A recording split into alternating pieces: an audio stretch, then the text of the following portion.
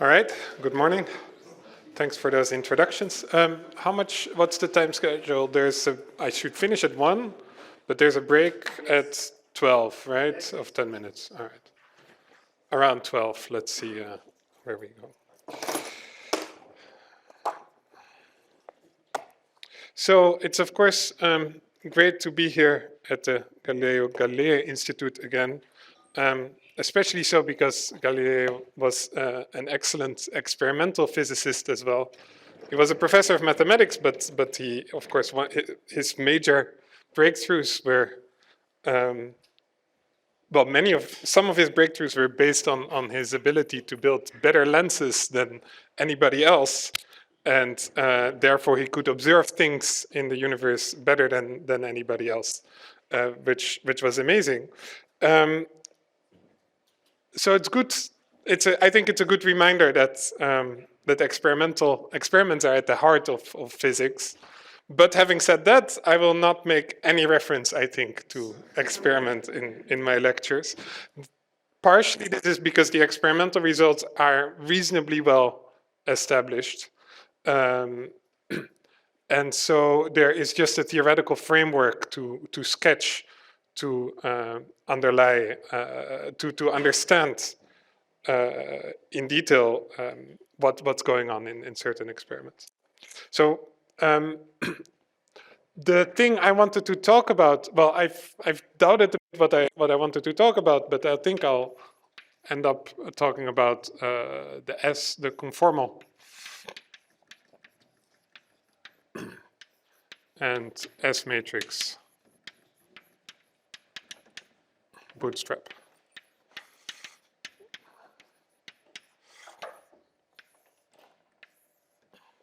So what we've seen in about, well, the last 15 years or so is that this idea of the bootstrap is much more powerful than we thought it was beforehand. So the bootstrap idea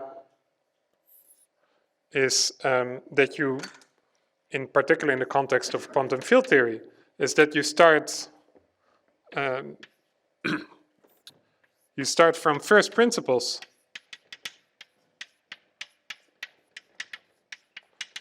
So you have a bunch of axioms about, in particular, quantum or conformal field theories. And then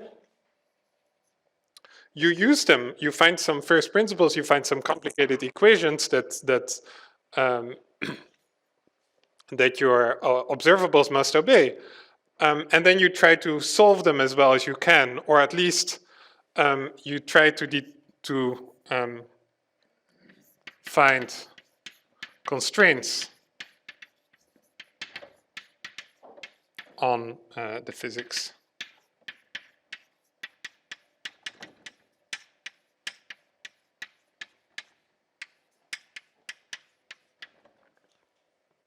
Now, the idea was that we would be able to pull ourselves up by our own bootstraps, the straps on our boots, like this famous Baron von Münchhausen who got stuck in a swamp on his horse, I think, in the original story. But then miraculously he managed to get out of the swamp by pulling himself up. Well, I think in the original story he was pulling himself up by his own hair, and that's how he lifted himself up out of the swamp. So out of almost nothing, he got something in some sense. Of course, in the story it couldn't work for real. Here it seems that we can say something. The hope of the original bootstrap program was that we would really be able to solve everything based on these first principles. For example, that there would maybe be only one possible solution to the general constraints. Now, in some cases that might be possible. In other cases, it's probably not quite possible. For example, you can talk about what are consistent scattering amplitudes, but without further information, you can have a consistent S-matrix for any quantum field theory. And if you want to just use first principles without referring to a specific quantum field theory, you're only going to get constraints that are obeyed by any quantum field theory. So then you just get very general constraints. They may still be useful, but they don't allow you to solve things. So you have to put in a little bit more to focus on a specific quantum field theory. So the idea of solving has been relaxed a little bit to finding constraints. But sometimes, and in particular in conformal field theories, you have this idea of universality, and universal answers might be constrainable to such an extent that they're in fact completely solved. If you find a constraint on, say, critical exponent that says it's within a window that is like 10 to the minus 6 or something like that, that's extremely small, a relative size 10 to the minus 6, then you've basically solved it, or at least you have numerically determined it to such an accuracy that it's way more precise than any experiment can ever measure. So these constraints are sometimes so precise that you basically end up solving the theory. And so then we would say, well, then we have realized this dream of bootstrapping. Yeah? Is there any dimensionality principle of the dimension of space-time between the notion of constraint and the notion of solvability?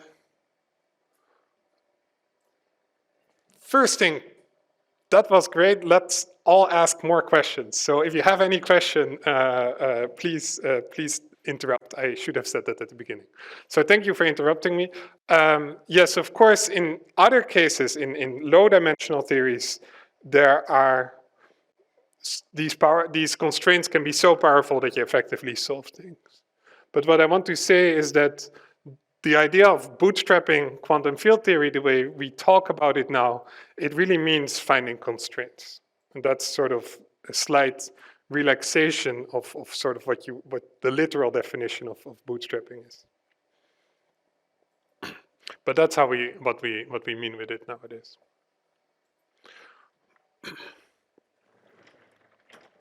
Okay, so how do we bootstrap quantum field theories? How do you find constraints on quantum field theories? So I wanted to, I have an outline, and since I'm always taking longer than planned, this is an ambitious outline for the 5 lectures. But we'll see how far we get. So I wanted to get everybody on the same page, and for lecture 1, the plan is to talk a little bit about the renormalization group and make sure that people understand why we study conformal field theories. So many of you will know this, I think, but others will not, as far as the organizers tell me. So I just wanted to talk a little bit about why we are interested in particular in conformal field theories. I assume that you all know why we're interested in quantum field theories. So that is my starting point. Then I want to talk a little bit about CFT axioms in the second lecture. So these are the first principles, right? We're going to need those to find constraints. And then I want to explain to you, I'd like to explain to you how to get constraints analytically. So this is really something that I think is a bit underappreciated in the lectures that you may find of conformal field theories that exist out there. But nowadays we understand how to get analytic constraints on certain observables. And I'll always be talking in D greater than 2, because in 2-dimensional conformal field theories, they're special, they have very extra symmetries, we'll get to that. But I want to say that we can also get some analytic constraint for higher dimensional conformal field theories. I mean, we won't be able to solve it completely analytically, that seems really hard, but we're getting some constraints nowadays that I think are interesting. So then in lecture 4, I'll probably talk about numerical constraints. And in lecture 5, I'd like to talk about connections to amplitudes. and the S-matrix bootstrap. We'll see how far we get with that. But what I want to discuss in lecture 5 is a little bit how these ideas that work so well for conformal field theories also extend to non-conformal quantum field theories which have an S-matrix. And actually we'll make a small connection to S-matrices also in lecture 3. That's the plan. So what's then the goal? The goal, I think, is to help you understand what's going on in the world of bootstrap, in the world of so if you want to, I think the goal would be for you to be able to follow more or less a talk by people who work on the conformal or S-matrix bootstrap at the end of this lecture series. So that's where I want to go. If you're not interested in that, then well, there are 4 other lectures that will be able to entertain you. Okay? Any questions? I got 10 hours, so I'm going to bore you for a long time.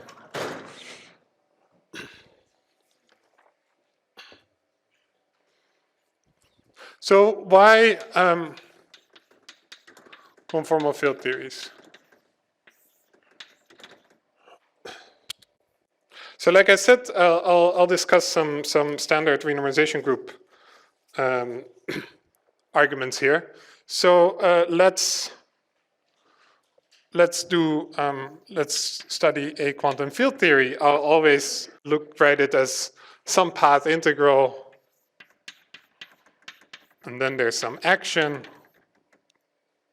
which may depend on some couplings, well, on the field phi itself, and on some couplings GI. So these guys are the couplings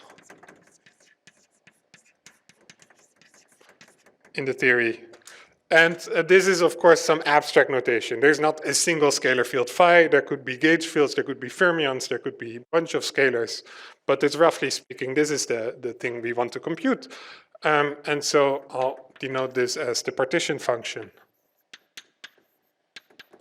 Something like this. Of course, this is sort of what you also get if you start with a statistical mechanical system and you sum over all the configurations, and then this sum over all microscopic configurations on your lattice becomes, in the continuum limit, some sum over all the configurations of some smooth field, phi or whatever other field you may have.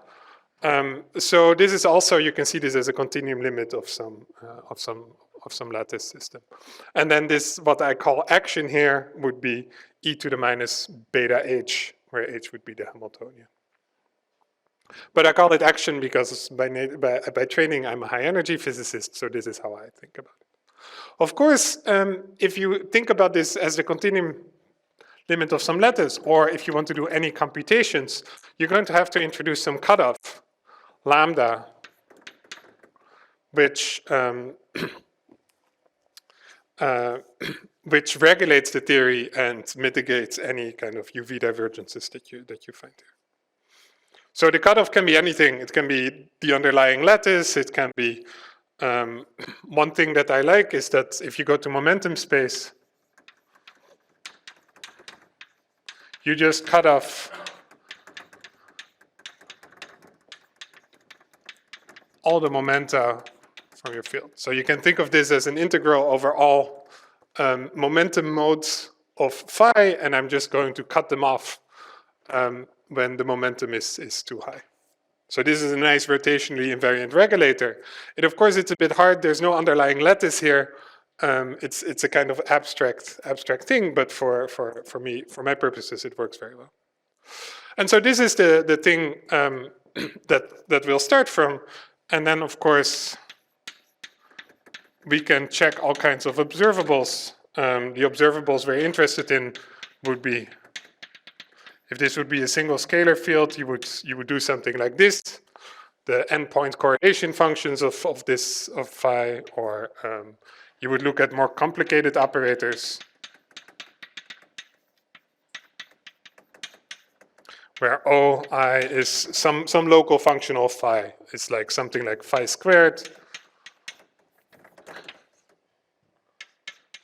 So some element of phi squared, or maybe d mu phi, or maybe you want to do a tensor operator, so you do d mu phi, d nu phi. So indices not contracted, or whatever you have in the theory. Anything that's a local combination of the fields. If you have gauge fields, it should be gauge invariant as well. And maybe, so these are all kind of local observables, very natural for high energy physicists. For people doing statistical mechanics, it might be more natural to set this coupling, to look at the behavior of the partition function with respect to these couplings, because that'll give you specific heat, susceptibilities, and all that. So you do something like derivatives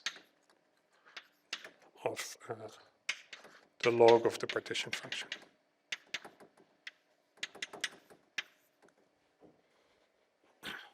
So I'm not willing to look in much detail. Of course, the partition function in itself could be an observable. In particular, they'll give you the free energy. But here, it's a bit delicate, because that would mean that you carefully have to investigate the normalization of the partition function, and the normalization is a bit hard in this abstract language. So if is the partition function itself an observable? Kind of. But as soon as you start taking derivatives, it's better defined, because you don't have to take into account the overall normalization factor.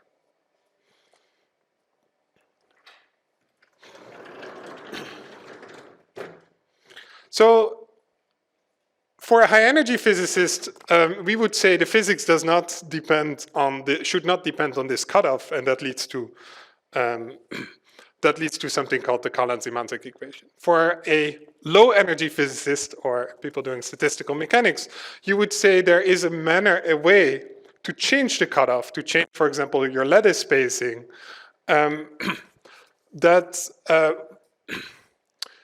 that you can do, which is to change the lattice spacing and at the same time change your couplings a little bit, such that the physics remains invariant. Or you can say, I integrate out high energy modes. I do this kind of block spin transformation that will lead to a new effective action that I have to integrate over the remaining modes. Such that, of course, so I'm basically doing the integral partially. I'm integrating out only the high energy modes and not the low energy modes. And that'll, of course, change the measure a little bit. So it'll change the action. And that means that all the couplings in the action will change a little bit. So either way, one way or the other, you're led to something that I'm calling the Callan-Symanzik equation. I mean, that name is a bit overused, but I'll call this the Callan-Symanzik equation. And it says that if I change the cutoff a little bit,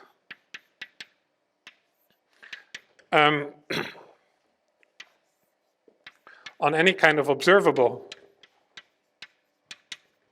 then I should be able to do other things, in particular adjust the couplings a bit, so that in the end, I get 0. The physics of this observable does not change. And how should I change the couplings? Well, I should adjust them by something called their beta functions. So when I write G without an index, it's like the whole set of couplings. This is roughly speaking true, but sometimes they're like observable specific scalings. For example, if you're looking at local operators, like here, then they may get anomalous dimensions for these two. And so you need to take into account that every operator scales with its anomalous dimension.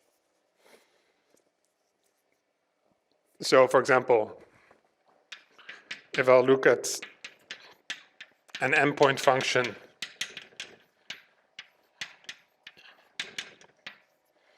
plus n times gamma O.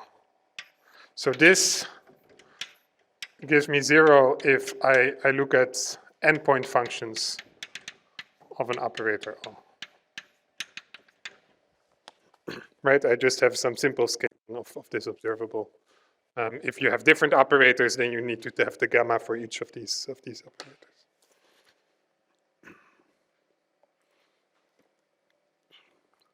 So of course, you can have a little bit more. This is a bit nasty. You have this observable specific scaling and the beta function. You can do a more unified description. Let me see if it fits here. So let me do this in parentheses. More unified. Sorry.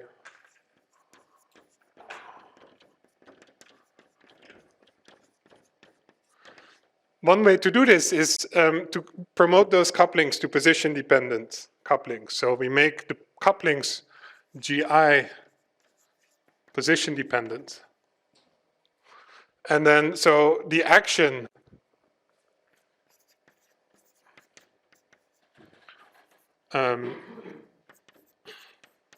is just sum over I bunch of couplings, all I of x.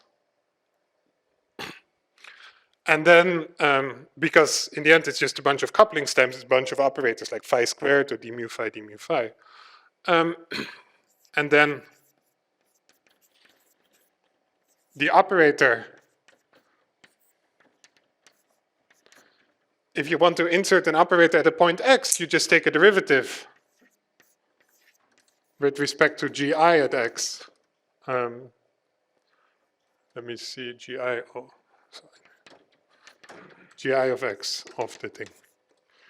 And if you want to, say, look at a two-point function, oj of y, you can just do delta delta gj of y of the log of the partition function, which now depends on these couplings.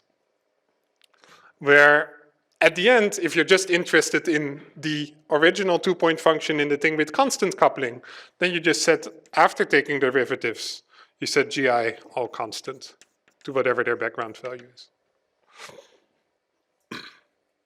And now you've sort of uniformized this description because you can just look at the partition function and derive it with respect to the position dependent. So this two-point function is just deriving with respect to position dependent coupling. So you can just say lambda dd lambda. You've sort of packaged all the correlation functions inside the partition function with the position dependence couplings. So you just have to look at the partition dependent, at the partition function with the position dependent couplings. And they each have some beta functional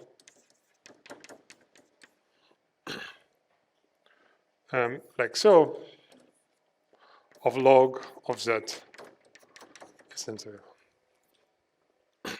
So now I'm just saying, well, this partition function, it captures everything because I can just take derivatives of it to get the correlation functions. So this is like packages all the observables that I want. And this thing doesn't have these observable specific scaling. It just has beta functions. The beta functions may now become very complicated, beta functionals, because everything depends on position.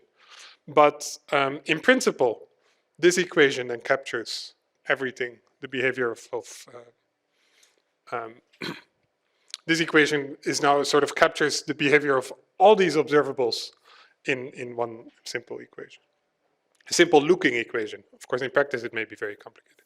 Yes? Is the d, when you integrate, is it an integration on d is the dimension of space-time, or is it the number of g functions? D is the dimension of space-time. G functions the I range. I did not specify what it is, right? It's just all the couplings. But how many are there? Well, of course, in practice, there will be infinitely many for a finite cutoff. But that's something we'll get to in a second. I still have a board? Great. So these observable specific scalings, they sound a bit mysterious, but if you write it in this language, it's all sort of part of one big structure.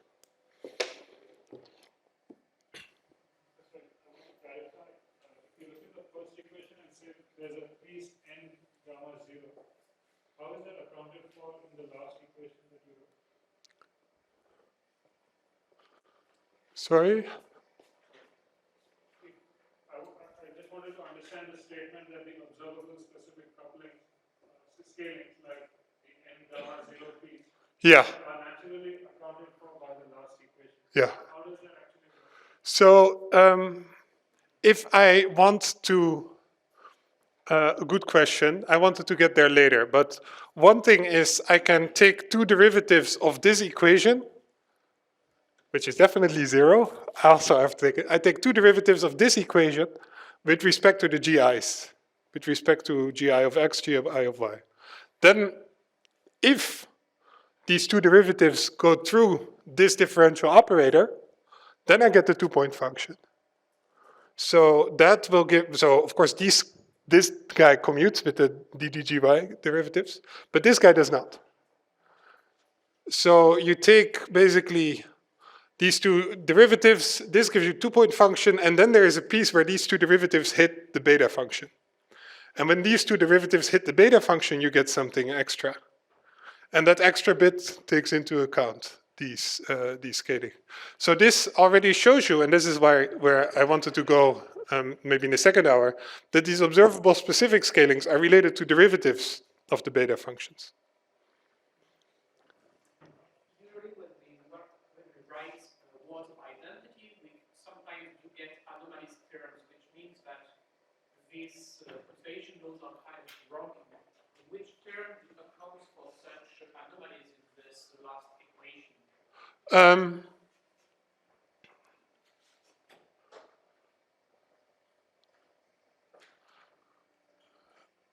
I think if you take into account all the couplings, you're still good.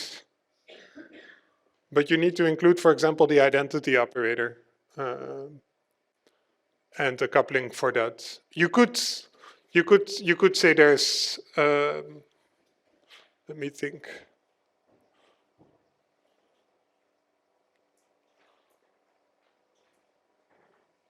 You could give it a right-hand side, but I'm not sure I need that. I think I can take into account the identity operator, and then that's one thing. Yeah, this becomes a little bit subtle if there are anomalies, but.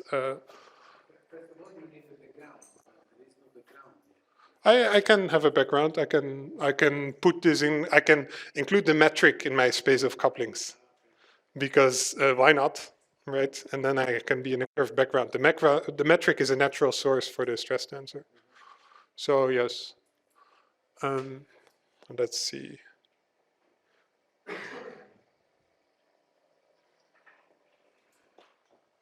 Yeah, I'm not sure. So either I can absorb it in some beta functions, or there's a small right-hand side here if you're in curved space. Yeah.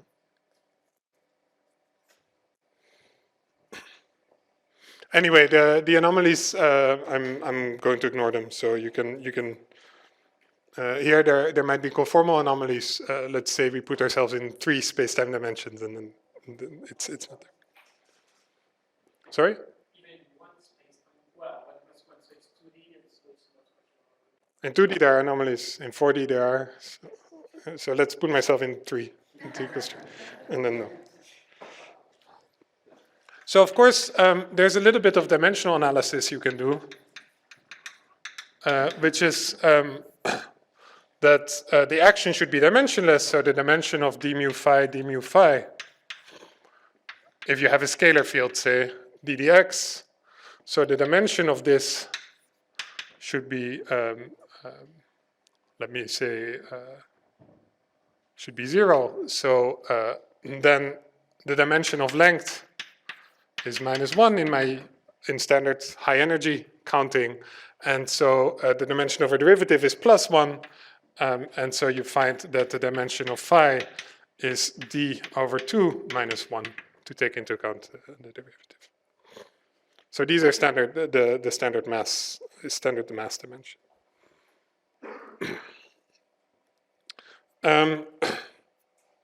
So that means the following. So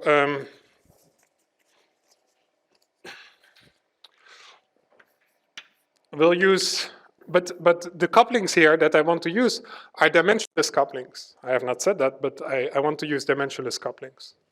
So how are we going to make couplings dimensionless? Well, we have to, if you look at something like with 2n derivatives and m phi's, again, I'm looking at the example of a scalar field, and I have this in my action with some coupling G, then G is not dimensionless, otherwise my action would not be dimensionless. So what I need to do is to insert powers of the cutoff.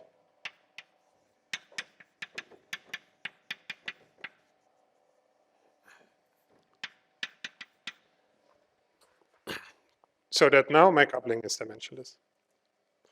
So this is my definition of the dimensionless coupling. And those are the couplings that enter in all the equations here.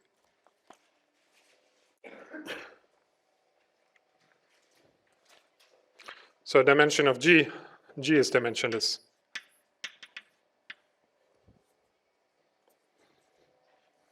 Also, if you just look at a correlation function, let's say again of these phi fields, but again the idea generalizes, then, well, this has dimension n times d over 2 minus 1. So let me absorb that by multiplying this gadget by minus n times d over 2 minus 1. Now, so I multiply it with the cutoff. Now I have something completely dimensionless. But there are a bunch of positions here, xi, and there's a cutoff scale lambda. So this, but it should be a dimensionless thing. So it's a function by dimensional analysis. Well, it depends on my dimensionless couplings in some very complicated way that I don't understand. But the dependence on the position can only occur through dimensionless combinations, xi times lambda. Otherwise, it just doesn't work for bidimensional analysis. So, if I now look at this gadget, then scaling the xi's by a constant is the same as scaling lambda.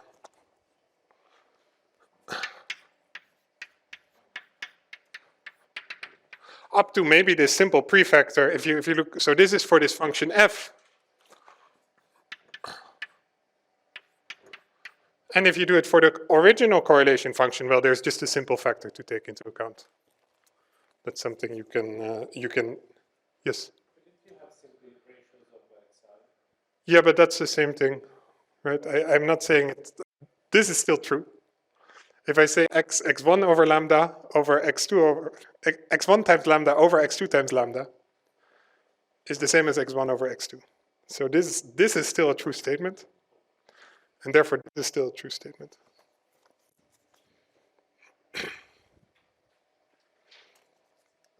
So you see that if eventually you want to send your cutoff to infinity, you want to zoom out very far, that's the same as large lambda means, that's the same as looking at large distances.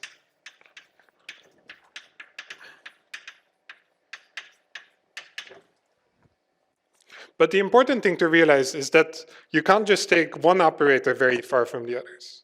You have to send all, if you want to look at the large lambda behavior, that is equivalent to the behavior where you take all the x's very far apart from each other. If you only take a couple very far apart and you hold the others fixed, then that is not automatically the same as the large lambda behavior. So it's really spreading everything out. And in particular, so for example, you can also, you can see this, for example, in a very nice example of this, not in conformal field theory, but in quantum field theory, is looking at high energy scattering in, for example, quantum chromodynamics or at LHC. So you would say, well, large lambda is basically, or high energies, so okay, now it's not large distances, but large momenta. You would say at high energies, QCD has beta functions, and the beta functions, they all go to 0 at high energy. So you would expect that if you scatter two protons together, then at very high energies, they should basically become transparent, because this is asymptotic freedom, right? At high energies, there is no there's no scattering. But that's not true, because the momentum transfer between the protons can be very small. And that means there is still room for non-trivial interactions. So actually the total cross-sections of protons grows with energy. It doesn't decrease, because you're not in the regime where QCD becomes perturbative, because the momentum transfer is small. You can only see perturbative QCD at the LHC when you go to very high energies and very large momentum transfer. And that's where the theory becomes perturbative. So it's important that you take all energies large, the same, you take all distances large, and that's where you find the large lambda behavior. So, sorry, those are two complementary things, right? High energy is a small lambda, and large distances is large lambda. So don't forget that you have to take all your distances large.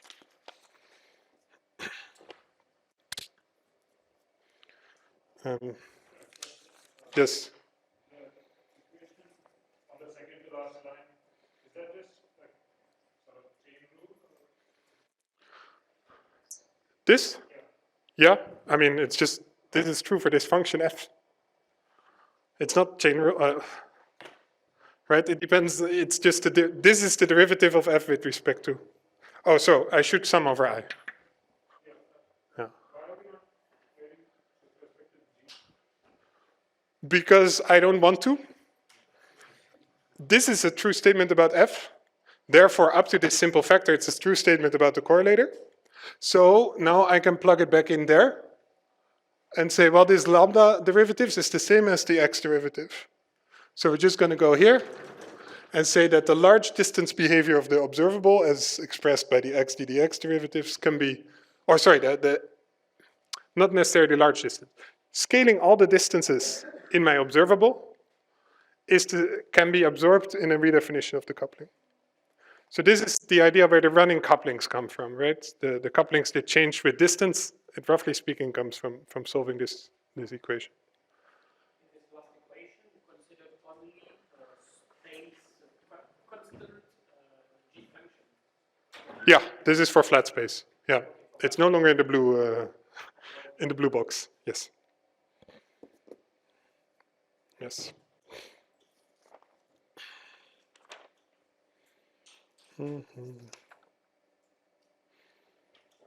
Did I mislabel? I think I mislabeled stuff.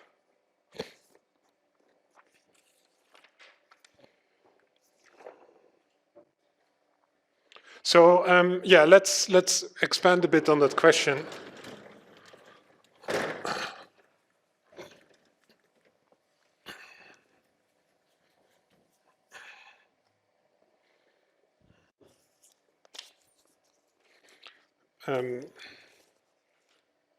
So let's look at this correlation function. Replace xi to xi mu e to the zeta in some endpoint correlation function. Then you get that dd zeta of my correlation of well, what do I want? Of this f function, for example.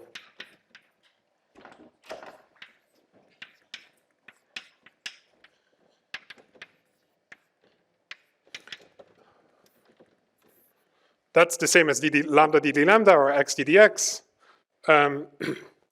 is minus beta ig d dgi of the same thing, plus maybe some trivial scaling factors. Some scaling factors that you can also take into account. But let's forget about these scaling factors. For example, you can look at the 4-point function divided by the 2-point function squared. Then the scaling factors drop out. You get the same kind of structure. So this is the same f.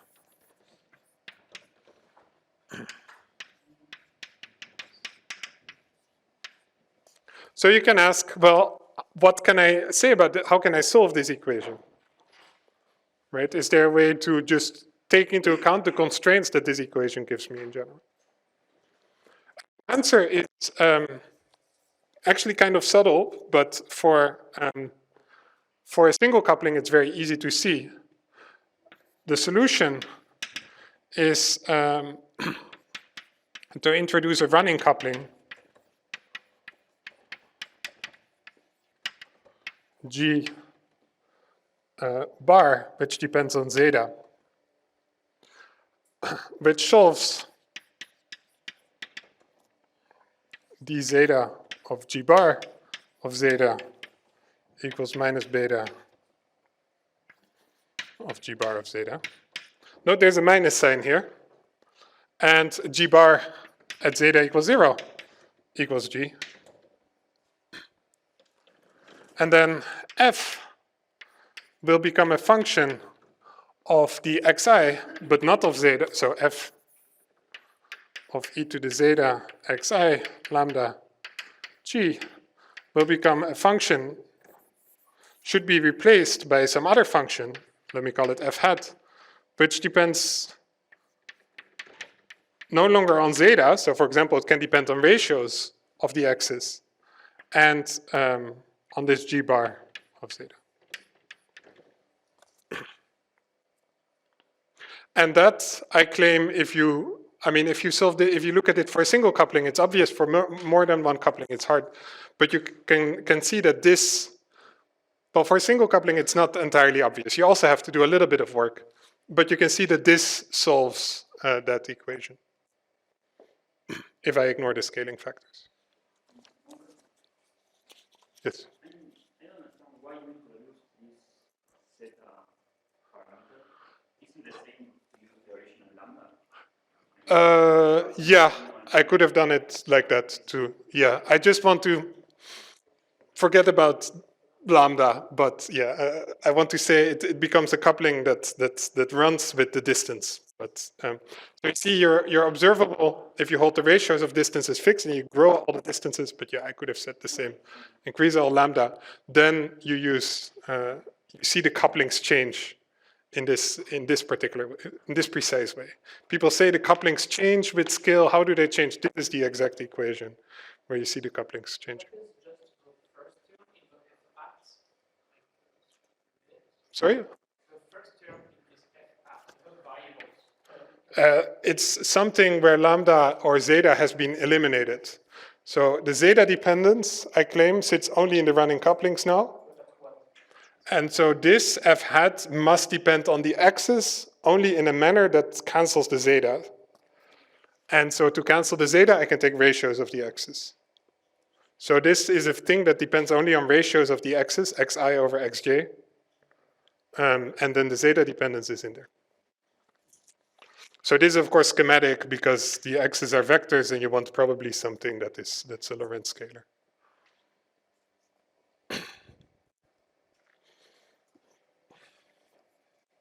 So it's the running couplings. And how do the couplings run? With zeta, well, they run with minus the beta function. So if the beta function is negative, then the coupling grows at long distances. So I'll leave this as an exercise for a single coupling.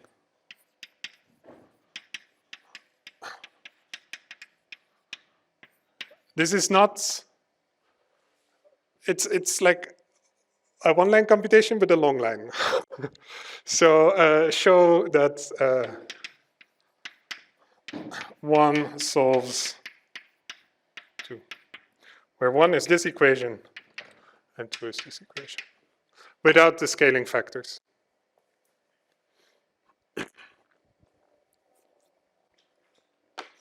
If you're really ambitious, try to see what happens for 2 couplings or more. I was there. Let me keep the order. So in this particular sense, couplings change with distance.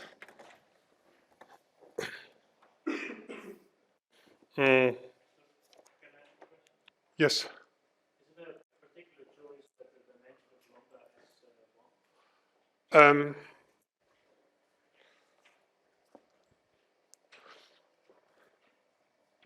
I don't want to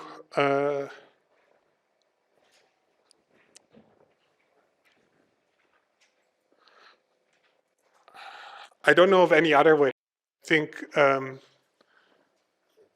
lambda in the end is, well, you can make it -1, but then it's just 1 over lambda, right?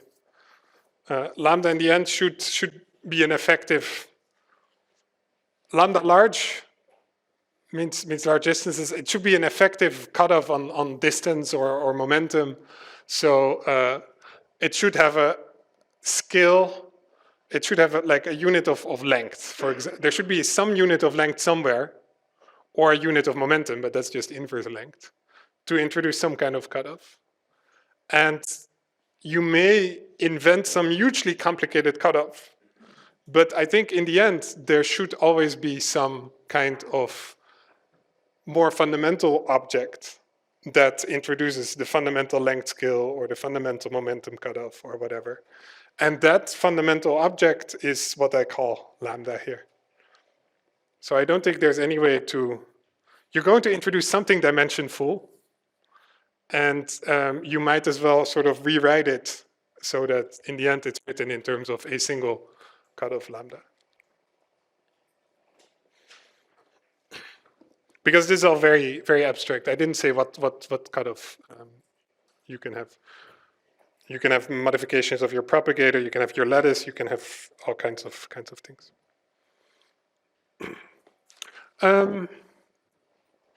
I wanted to do an example, but we're also out of time. Let me leave the example to the questions, to the exercise session. And I think we should take a break now because it's almost 12. So let's resume. We have 10-minute break. Let's resume at 1/4 past. Okay.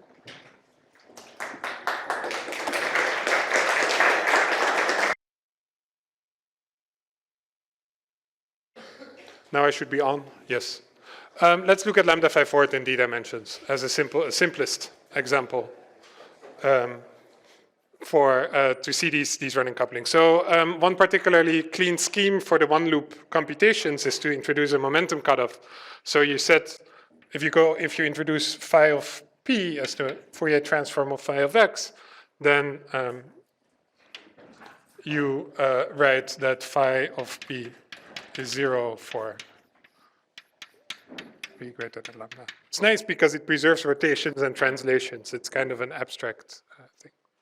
So then that's a nice cutoff. Actually, I'm not going to need it, but you can use it for the one loop calculation. But let's first look at the couplings in the Lagrangian lambda and the mass, or more precisely the mass squared. Like I said, I want to work with dimensionless couplings. So let's introduce dimensionless couplings by writing mu squared as m squared divided by lambda squared. Because m is dimension of mass, of course, so if I divide by lambda squared, I get something dimensionless. And the same is true, so let's see, the dimension of phi is d minus 2 over 2. So the dimension of phi to the fourth is 4 times that, which is 2d minus 8. So the dimension of d dx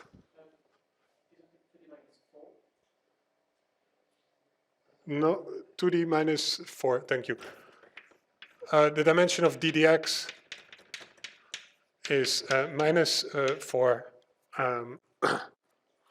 So minus d, sorry, d is not 4. So what you will find is that to make the action dimensionless, lambda is 4 minus d. So the dimension of lambda is 4 minus d. So if I write lambda to be small lambda to be big lambda times 4 minus d, then the dimensionless coupling, that the guy that remains is the dimensionless coupling. So G and mu squared are my dimensionless couplings. So now we want to change lambda a little bit, but we don't want to change the physics. You may have seen this phrased in a different way. We say we integrate out the high energy modes, the modes in some momentum shell close to lambda, and then we got a new effective action, that's the same thing. I'm just trying to constrain the effective action by changing, well, you're just doing part of the path integral. And so the full answer should not change of the physics. But if the answer doesn't change, that in particular means that physical observables should not change. So for example, the mass here, m squared, is a physical observable. The propagator, so this is the propagator as x goes to infinity behaves like e to the minus m times x, where m is if, let me just say it, look first at the free theory for lambda equals 0. The propagator does this. And so that's a physical guy, m. And so this m should remain invariant. But I'm going to change lambda. And if I want m to remain invariant, then I better change mu as well. If I write m squared as mu squared lambda. So you see that, so if we change lambda, hold fixed m, then you see that mu should change inversely with lambda. Mu squared should change. So you want to say that lambda dd lambda plus beta of mu dd mu of some physical observable, let's say this m, should be 0. And so you can see that beta of mu needs to be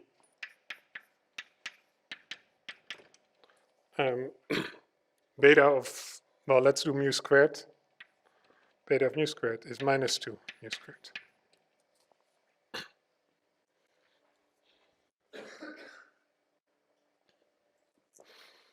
Right?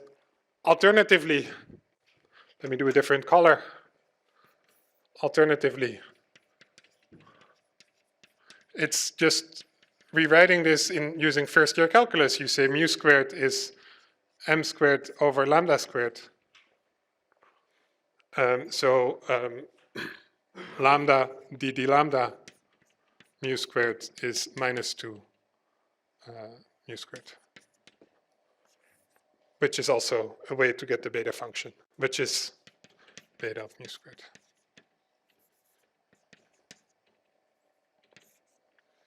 Right? Either way, you will find that the beta function of mu squared is minus 2 mu squared. So the beta function of mu is negative, of mu squared is negative. And so mu squared is a coupling that grows at large distances.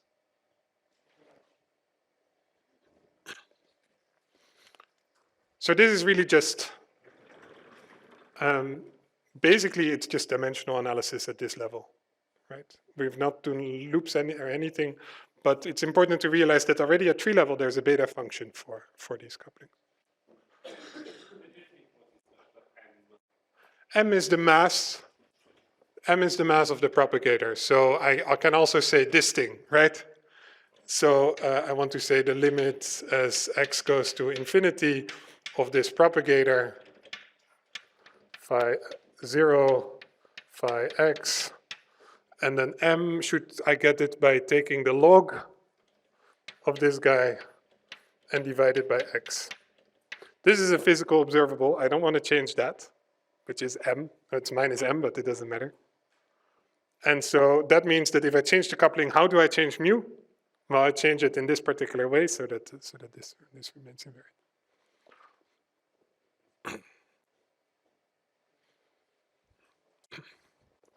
So also change lambda. We can also hold fixed little lambda, because little lambda is just the tree-level scattering amplitude. Tree-level. Say with all the pi equal to 0. Well, not all the pi, say s equals t equals 0. Or whatever scale you want to Well, okay, let me not write scattering amplitude. Let me just write the tree-level effective vertex when all the pi are 0. That's a clean renormalization point. So this is an observable. It's like the 4-point function to leading order. Maybe when you after amputating the external legs. So it's an observable. You should hold it fixed. So we should again. You go through the same exercise, and you find that the beta function of this dimensionless coupling G is d minus 4 times G. Otherwise, lambda would change if little lambda would change if you change the big lambda, and the physics would change. And of course, this is just to leading order. At higher order, you have to take into account loop corrections and so on. So there's order G squared corrections here. And the same is here. There would be loop corrections, so you would get corrections of order G. Yes? So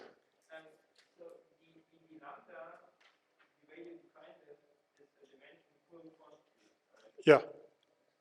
So if you say your large, so the small lambda is the dimension full quantity. Now when you say the big lambda to infinity, then the small lambda.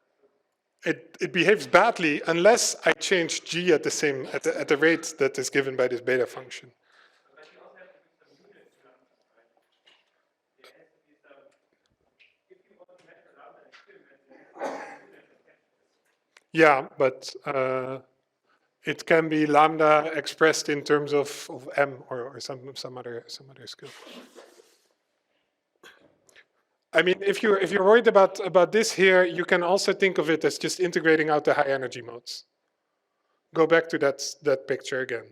Integrating out the high energy modes should not change the scattering amplitude because you're just doing like part of the path integral. And then this guy should not change, no matter what units I express it in.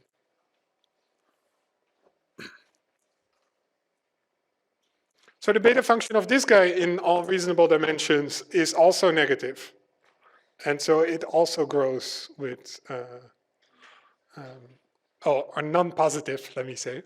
So when it's positive, it also grows with distance. Up until the point where these corrections kick in. Because if the corrections if this thing grows, then maybe these corrections become bigger and bigger, and they will change the flow, of course.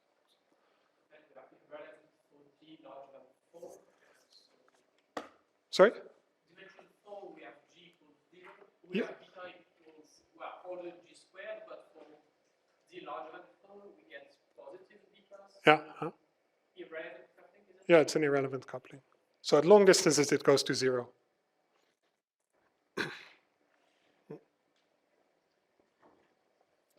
So you can compute the order G squared corrections, the loop corrections, order G and order G squared.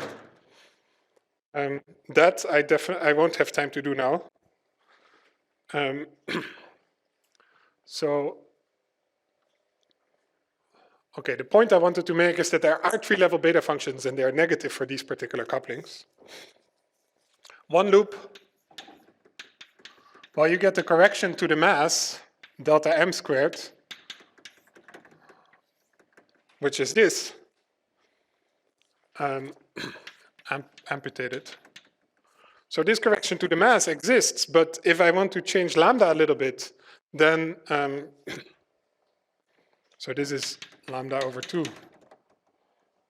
the integral from 0 to lambda ddk over k squared plus m squared. So now I say, so this is fine, it's a correction, it just happens to be some correction, but we need a new Callan-Symanzik equation. We need, what we still want is that whatever this correction is,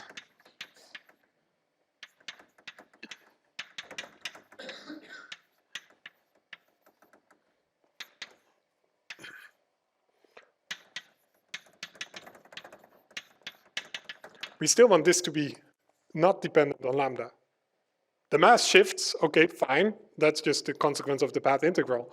But the mass shift, if I change, the mass shifts as a function of lambda. And we want that shift in the mass shift to be compensated by a change in beta, a change in the couplings, which means I have to change beta mu squared and beta g.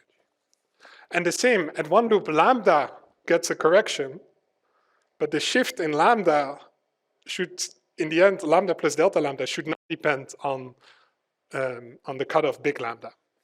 And so we get, again, a new, we get a similar Callan-Symanzik equation, and we have to adjust the beta functions so that the physics is unchanged. So you can show that beta mu of mu squared g is minus 2 mu squared minus 2g over mu squared plus 1 times s tilde d. I'm going to say what that is later. And beta of mu squared equals d minus 4 times g plus 3g squared s tilde d over 2 times 1 plus mu squared squared. And this is up to corrections of order g squared, and this is up to corrections of order g cubed. Where s tilde d going, right, you're going to take a lambda derivative of this. Go to spherical coordinates. And so you say, well, if you go to spherical coordinates in d dimensions, you get the area of a d sphere. And because we're in momentum space, I forgot there's an extra 2 pi to the d. You get an extra 2 pi to the d. So this is just the area of a d sphere, which comes from integrating out the angles. You can check that this works in the dimensions for which you know what the area of a sphere or a circle is.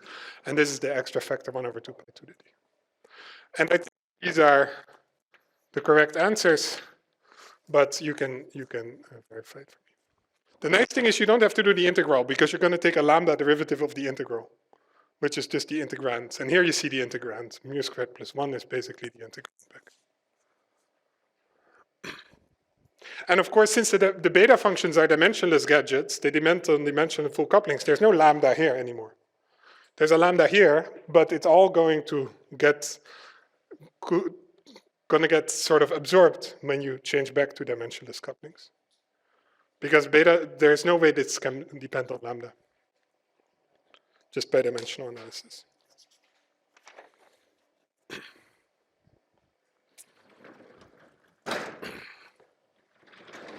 So, okay, if you think this is too easy, note that I skipped the wave function renormalization, which is, in the Lagrangian, you have this kinetic term, d mu phi, d mu phi. And so you can introduce a coupling for that, z. But of course, you can also, in the path integral, just scale the field phi, because after all, it's just an integration variable. That means absorbing z in phi. And so then the z pops up here if you absorb it in phi. And then things get a bit more complicated. It's technical complications. As it happens, it's not needed for phi to the 4th at one loop, but it is definitely needed for, so at 2 loops. So to see it and to learn to play with it, you can do 2 loops in lambda phi fourth, or, which is maybe easier, 1 loop in a theory with a cubic coupling. Phi cubed lambda over 4 phi. So you introduce a cubic coupling, and then as it turns out, you will need wave function renormalization already at 1 loop. So that's the advanced version of this exercise if you want to remind yourself how this works.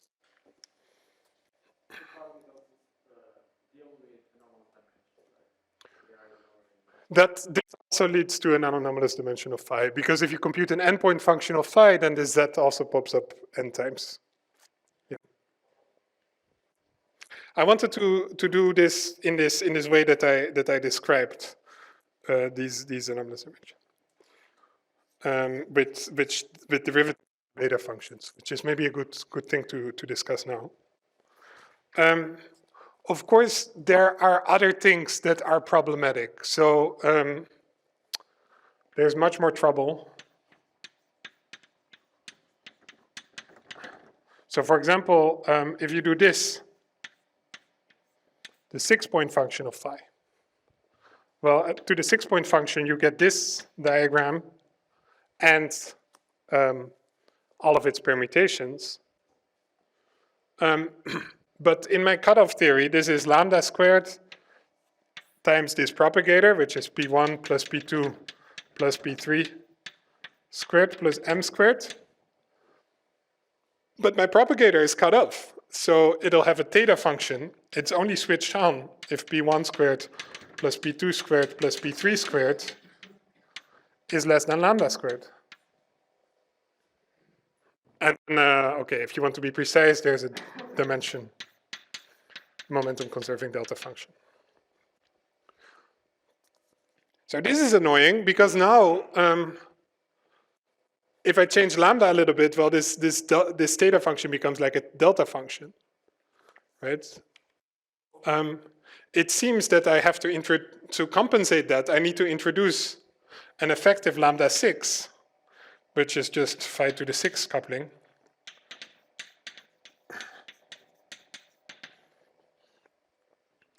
And this lambda 6 will have some complicated dependence on the cutoff capital lambda, because it'll have to change, it'll have to offset its dependence on capital lambda will have to offset this contribution.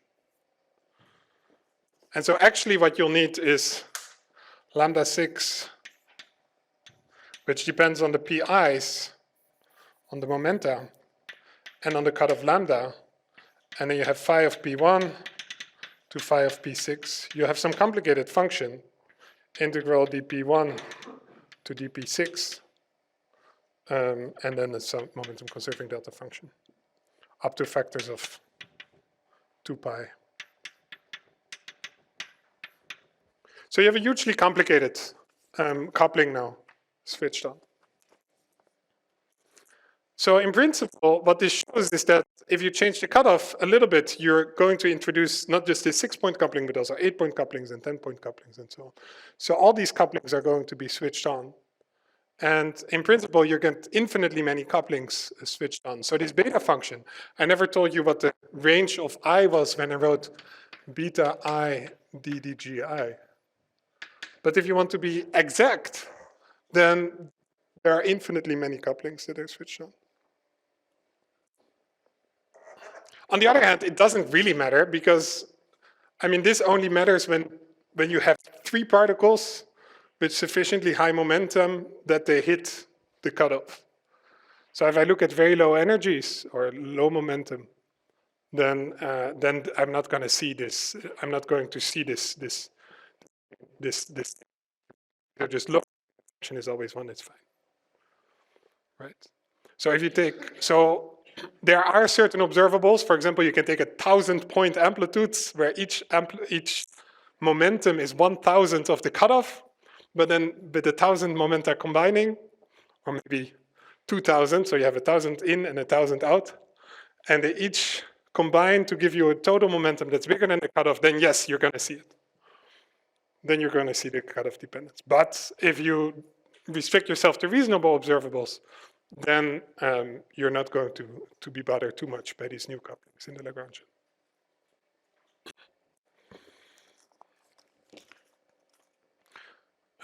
We'll make that precise a bit later, but roughly speaking, what it means is that all these couplings are irrelevant and they sort of vanish at long distance or low energies.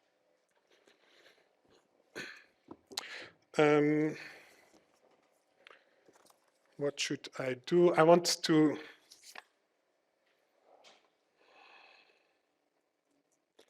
I need to get to conformal field theories, so we're going to introduce some formalism about these derivatives of beta functions and scalings of operators. The precise way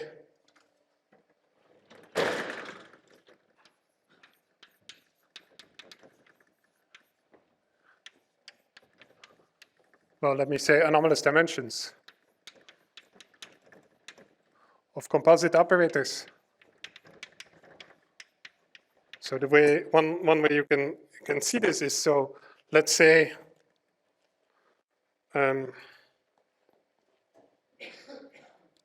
yeah, in the interest of time, let me not consider operator mixing, so we'll just do G ddx.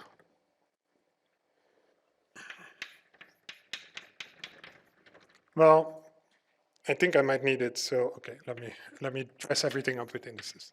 So we have a bunch of operators, let me call them, I don't know why I did alphas, I can do,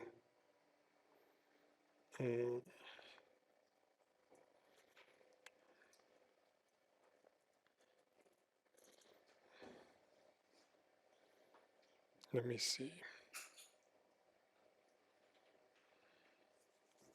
Yeah, okay, let me stick to my notes, we shall see. So let's say you have some operators like this, some couplings like this in your action with some specific, so you look at some specific operator O alpha with some coupling G. So how does, for this operator, if it sits downstairs in a correlation function, you will write the Callan-Symanzik equation like this.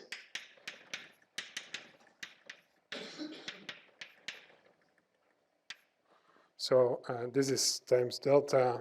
So let's look at operator alpha. I'll write it like this, delta alpha beta, beta I, ddgi.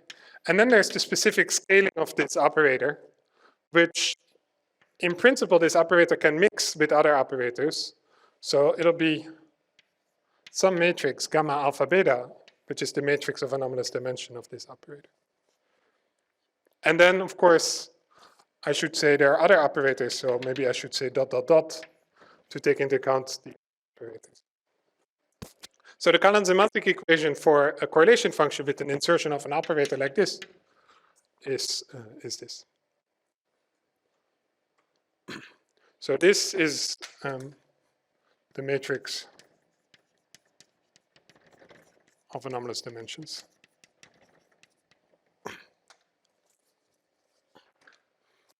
So you might find that operators mix with other operators. But now I can, of course, just integrate. Since I have a cutoff, everything is finite with finite cutoff. So let me just integrate this operator. Integrating here doesn't do anything. Those guys don't depend on position. So if I integrate over x, I can just insert the integral here. It's still true. But this, of course, is the same ddx operator beta of x. Well, that is just the of this Lagrangian up to a factor. So it's the same as saying it's lambda to the power delta beta minus d times d g beta of the same thing.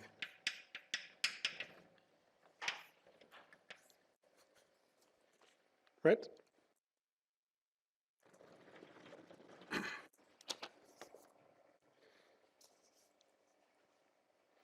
So now we see what we can do. We can just play a little bit with this equation, right? The lambda dd lambda is going to hit this guy and then act on the remaining correlator. The beta ddg is going to just act on the remaining correlator. And the gamma also is just going to, well, it's going to act on this with this matrix. So it's gamma alpha beta times ddg beta. And the gammas, of course, also depend on G. But the remaining correlator satisfies the Callan-Symanzik equation in itself with the same beta functions. So if the lambda dd lambda goes up to this factor through here, it hits the correlator, then I can replace it with just the beta functions. But now I get the beta functions on the outside, on the inside of this ddg derivative, whereas here I have them on the outside. So it's basically the commutator of this derivative, ddg beta, with the beta functions that I should find that is going to give me this gamma. So in the interest of time, we skip And so you also have to take into account this lambda thing. But what you'll find is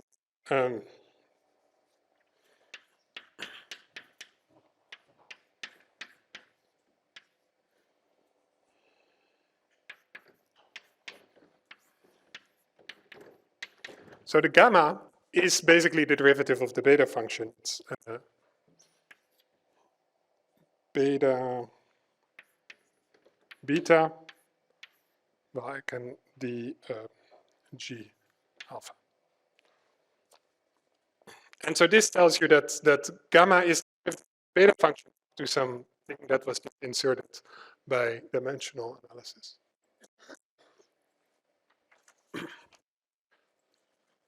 So this shows you that how dimensions are really known if you know the beta functions. And you see for a single variable, yeah, well, let me skip it.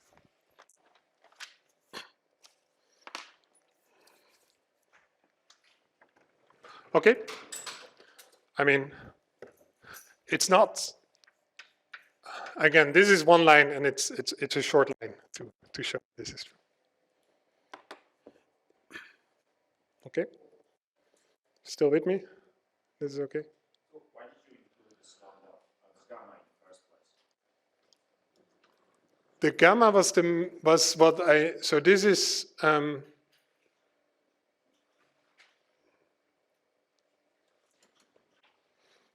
this is what I need to, so this is how the Callan-Symanzik equation works for correlation functions of operators. This is what I called the operator-specific scalings at the very beginning. And it is needed to if you, for example, again, I mean, I postulated this Callan-Symanzik equation as a thing that should hold. Again, you can derive that it holds from integrating out high energy modes, as I keep saying, and then you will find that it holds with these kind of scalings inserted. So without the scalings of the operators, it has to do with the scaling. Well, without these anomalous dimensions of operators, you're not going to get the right equation. Yeah. When doing all of this, then we are assuming that the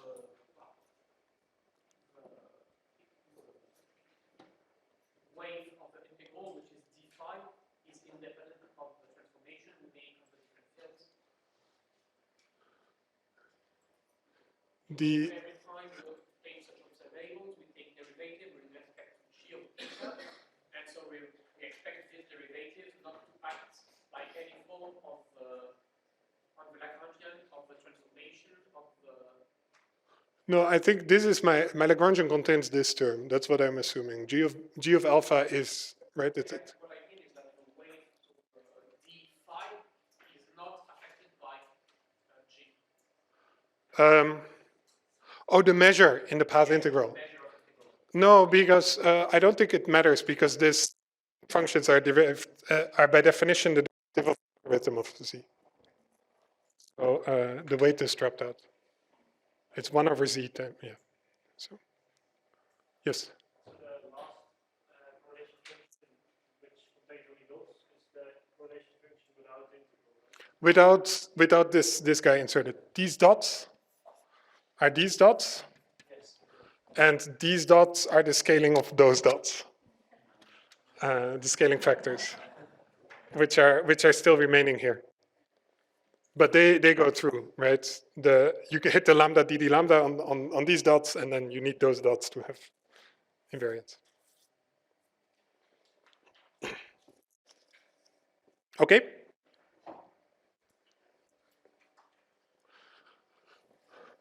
So now we can discuss fixed points.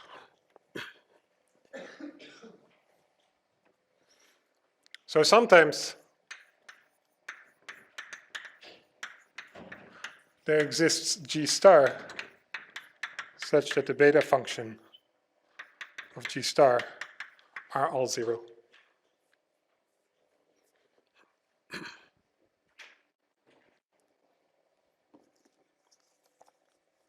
So this is great. This is a fixed point of the renormalization group.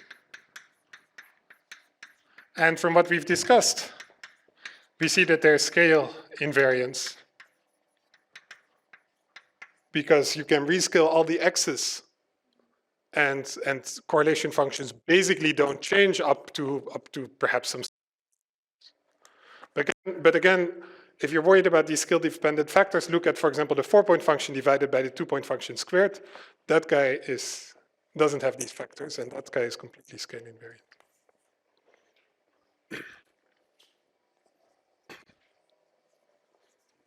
So what can the Callan-Symanzik equation still teach us about these fixed points? It all looks a bit boring. The betas are 0. There's no dependence. There's just scale invariance. But more interestingly is to go to the vicinity of the fixed point.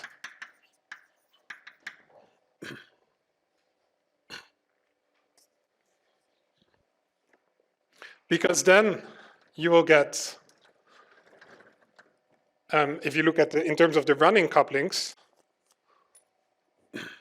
so this is then, so we look at the fixed point, but then a very small variation. So to first order, dd zeta of the running version of these couplings, which depends on zeta, is minus the beta function at G star, minus the beta of G star plus delta G star, the running version of that, but the beta of G star is 0, and so I'm just going to get the derivative to first order. So I can write it as d beta, let me give them an I index, d beta I, dg j at G equals G star, delta G bar J.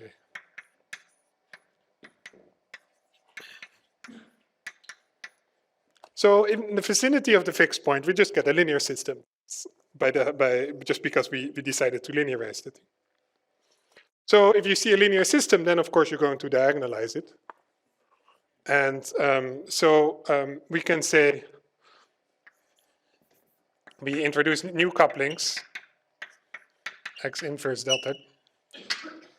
delta G. And where X is some matrix such that, well, no, I'm going to write one more equation here. Where X is some matrix that diagonalizes this gadget. So such that dd zeta of these new couplings U is a diagonal matrix. So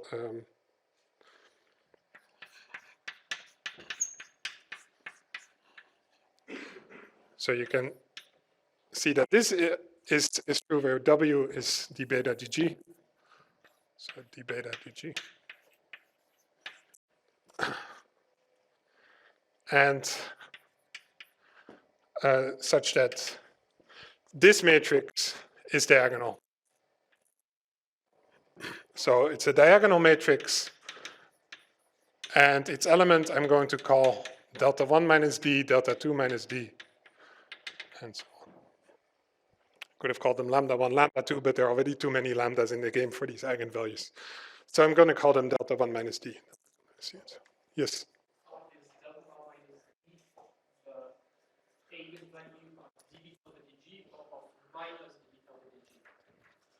It's d beta dg, I think. Yep. Yeah. Because let's think, if delta is less than d, then this guy is negative, and so the coupling, you get a positive number here, and so the coupling grows, sorry, the running version of this coupling grows with distance. So I think I'm good. Whereas so you see, certain couplings that grow with distance, and there are certain couplings that shrink with distance, depending on whether delta 1 is less than d or bigger than d. So you say, well,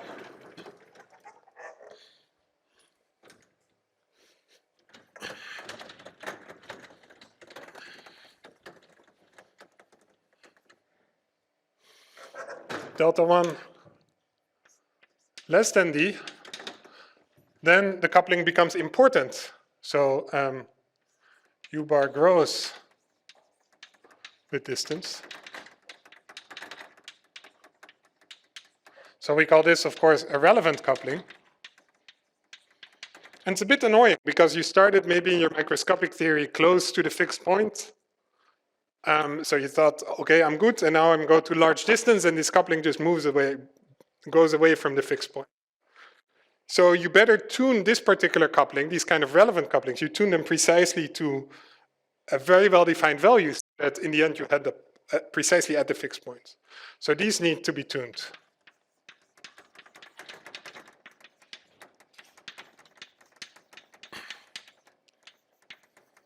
Because our goal in life is to arrive at G star, at the fixed point.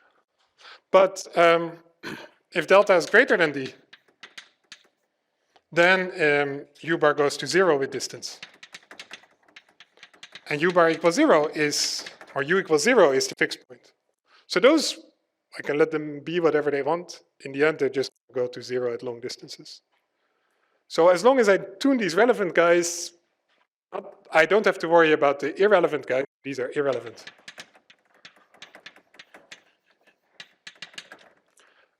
Because they'll go to 0 automatically.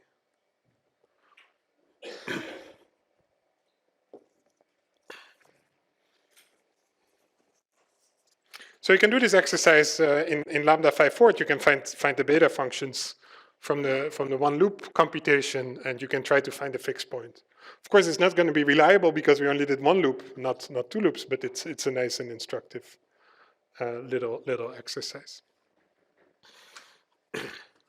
So so this is one of the, this I think can be in a box. So what happens in a generic case, not in any case, but in a generic case, is that there are only a few, these scaling dimensions.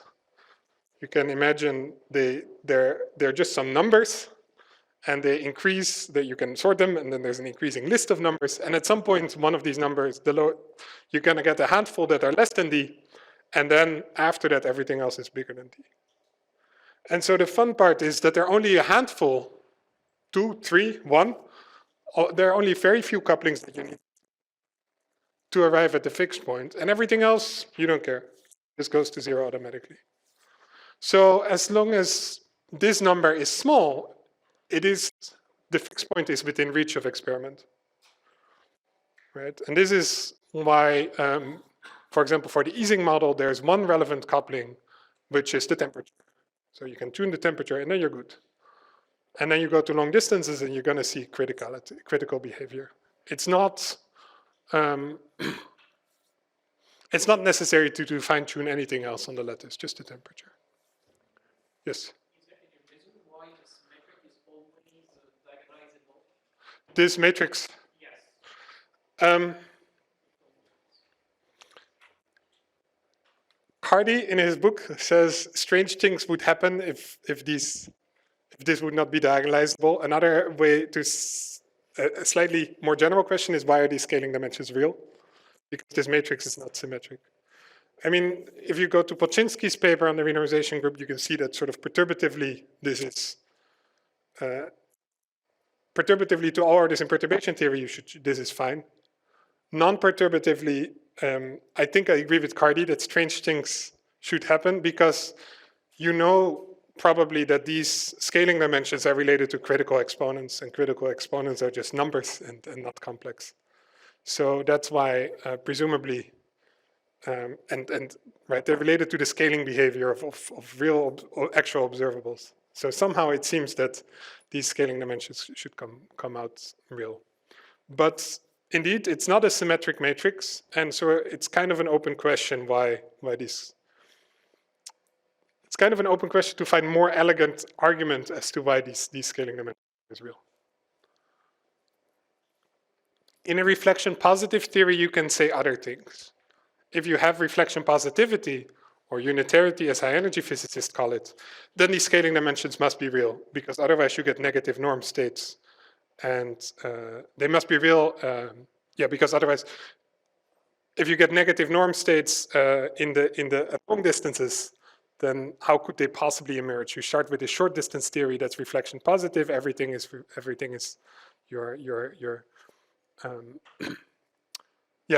all your correlation functions obey reflection positivity. And if these deltas were not real, then at long distances you would suddenly lose reflection positivity, but that's not something that can happen. So, so in reflection positive theories, it's definitely true that these deltas are real.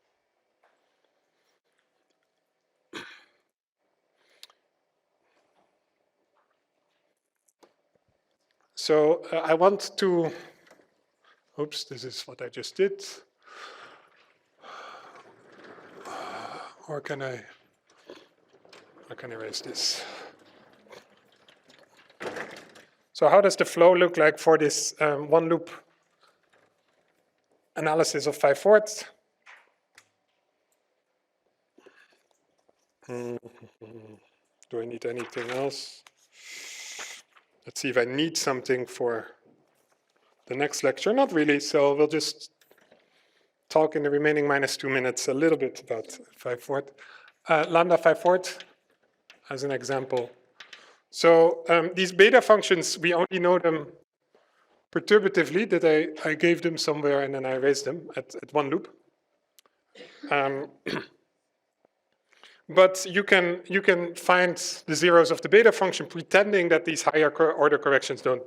The order g squared correction here and order g cubed correction does not exist. Then it's a simple, very simple system to solve, and you find fixed points. Let me give them perturbatively. There are two fixed points at mu squared g equals 0, 0, and mu squared g equals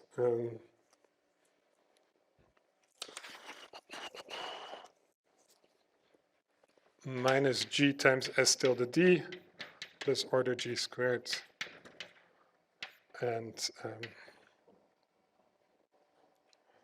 2 times 4 minus d over 3 s tilde d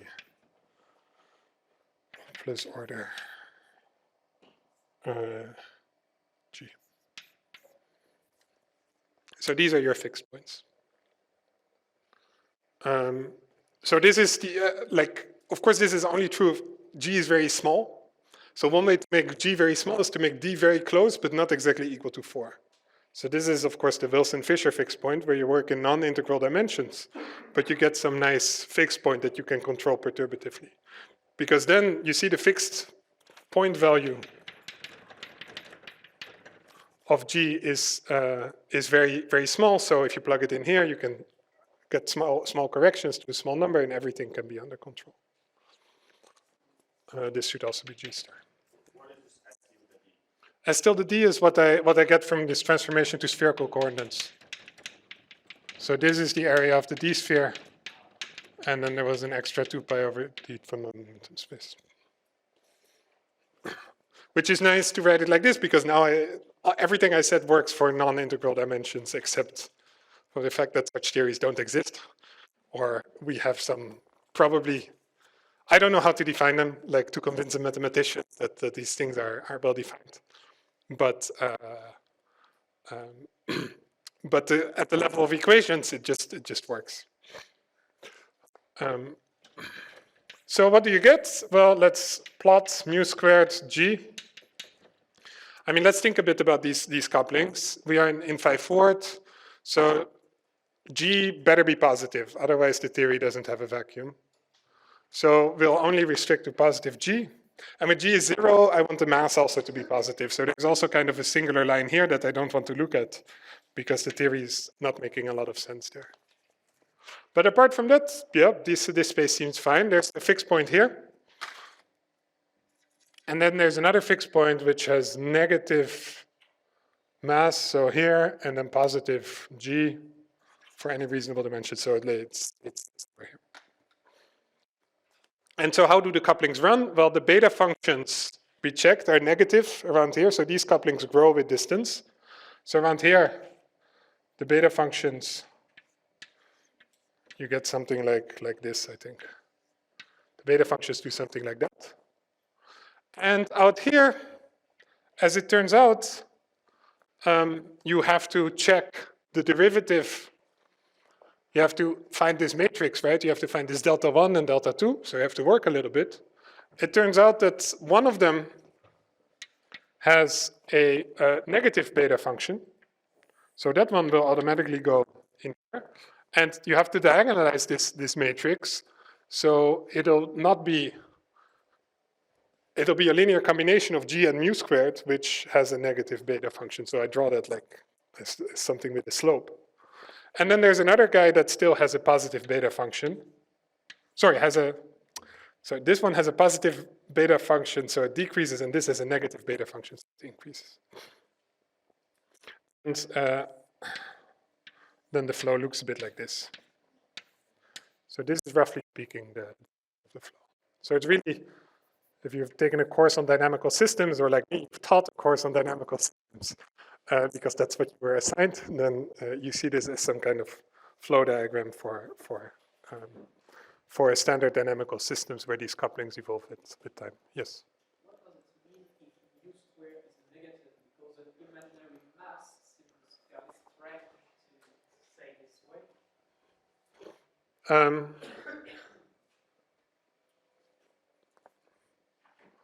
Yes, but at this level, mu squared is no longer the thing that enters at the large distance behavior of the correlator, because there was a shift, right? So in some sense, this is still the massless line, because that's how you get criticality. So I think, and I mean, we just call it mu squared, but it doesn't have to be. You say imaginary mass, but mu squared is a coupling in the Lagrangian. And the thing that appears in the propagator is no longer mu squared. So it's not really a mass anymore. And so you see, there's just one line. So if I put myself anywhere along this line, so this is the critical surface, I'm going to end up at the fixed point. So I start somewhere here, but you see, I only have to be something like here. And I put myself here, long distances. So one relevant, one error means one operator to tune. Yes.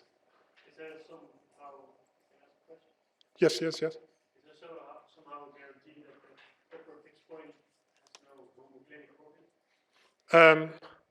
Those are very interesting questions. Yes.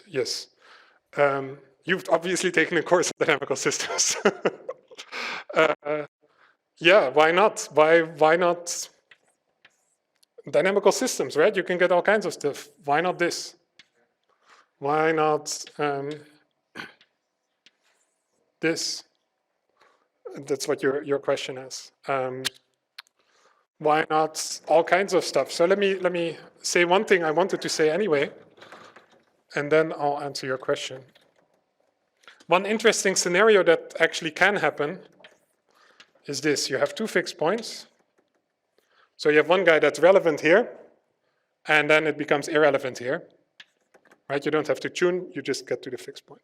What about the other guy? Well, let's say it's irrelevant here. So we'll flow automatically to this particular fixed point. But then somehow along the flow, it becomes relevant. And it pushes you away. So this particular operator was irrelevant. It would push you to the fixed point, it was fine. But for this,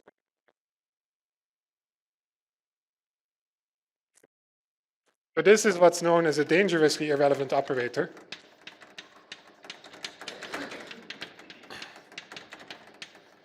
Because we have in mind that this is sort of a weakly coupled point where we understand everything perfectly, and then this is an interacting fixed point where we understand things less well. And here we just see, well, one relevant operator, it should be easy. But then it's not that easy because there's another operator that becomes relevant. And so it's not true that the number of relevant operators always decreases, for example, along an RG flow. There are some theorems about these things not existing. So this would be complex deltas, which is bad, for reasons that I have not fully given. It's likely, there are some cases where you can argue that these deltas must be real, and then you cannot have spiraling behavior. Homoclinic orbits, of course, are very complicated to even in actual dynamical systems to discern, because who knows that an orbit here, it might just miss the fixed point and so but we have some arguments. So in 2 dimensions, this definitely cannot happen because there is a function that decreases.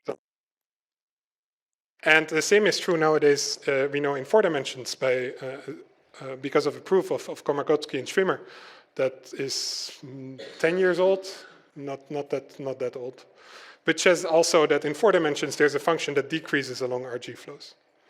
And probably we're also good in 3 dimensions where the free energy is supposed to decrease along RG flows, although that proof uses properties of quantum field theories like entanglement entropy that are less well defined. So, and of course, if there's a function that decreases along a flow, then you cannot end up at the same point twice.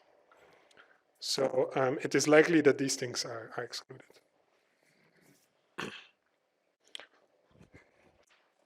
So, yeah. Can't get any strange attractors like in dynamical systems. Because here we are in 2 dimensions, so we are directed not to have any, but in higher dimensions.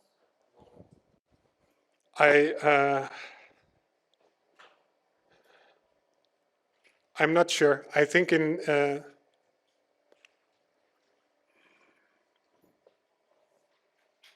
yeah, let me say that I don't know. I'm not sure. If you are in 2 dimensions, the C theorem also forbid strange attractor because you can.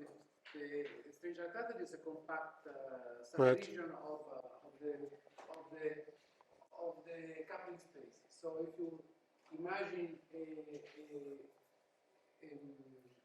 a region around it, and then you think that the flow has to enter it, and then this is not possible. Okay? Right. So I think yeah. the C theorem also forbids the strange attractor. Oh, the C theorem, and then also its cousins in higher dimensions. So yeah, that's probably right. There's no, if you have a function that decreases along your flow, it seems weird to have a strange attractor because you're supposed to come infinite, like one way to say it is that there are infinitely many periodic orbits and there can't be periodic orbits. So strange attractors have some like, have dense periodic orbits, for example. It's one way to define these kind of systems. So yeah, indeed, that seems weird. So that's also the importance of these theorems, that things decreasing along RG flows strongly constrains the flows. Yes.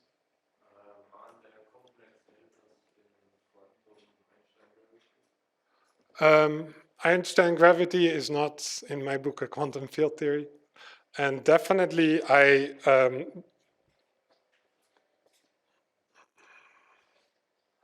so you want to do perturbative quantum field theory with the Einstein-Hilbert action, for example.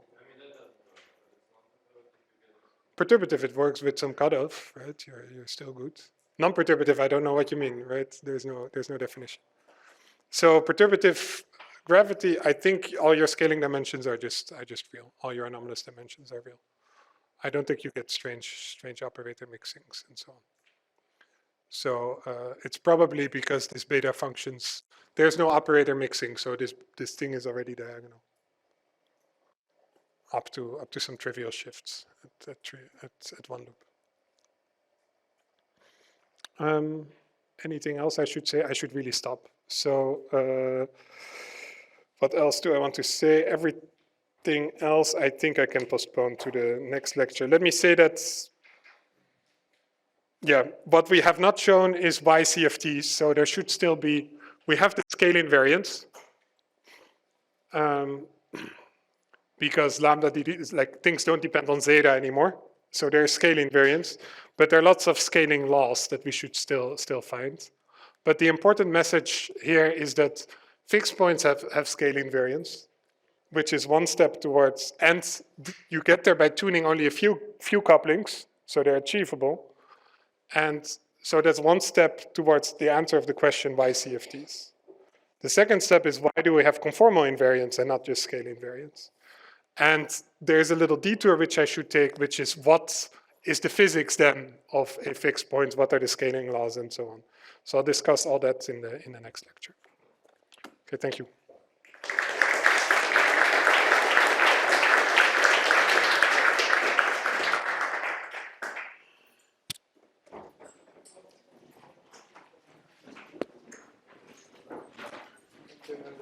Very nice.